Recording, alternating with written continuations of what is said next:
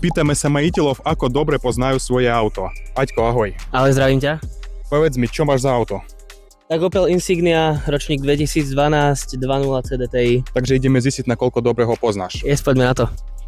Koľko presne má kilometrov na jazdené toto auto? Už to má cez 300, už som nad hranicou. Dosť. A aký je rozmer kolies na tomto aute? Rozmer kolies sú to 18. OK. Aký veľký je objem kufra v litroch? Objem kufra v litroch, to ti asi nepoviem, neviem. OK. Aká je maximálna rýchlosť podľa technického preukazu? Vieš čo, podľa technického preukazu ti asi tiež úplne poviem, ale 200 už mám otestovanú, takže... Super. Takže tak. Super. A aká je presná dĺžka tohto auta?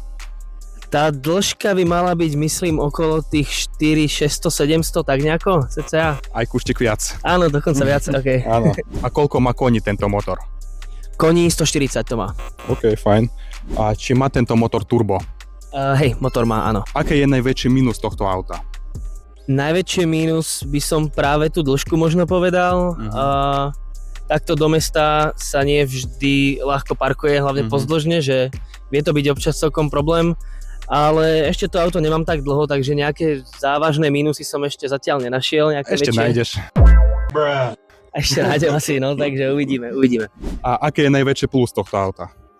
Najväčšie plus by som povedal asi práve ten komfort, že je pohodlné, dobre sa v tom sedí a zároveň je to aj také živé, že má to aj ten športový režim, na ktorom sa dá celkom pekne vyblázniť, takže asi tak. OK, super, Aťko, ďakujem pekne. Ďakujem, Maja.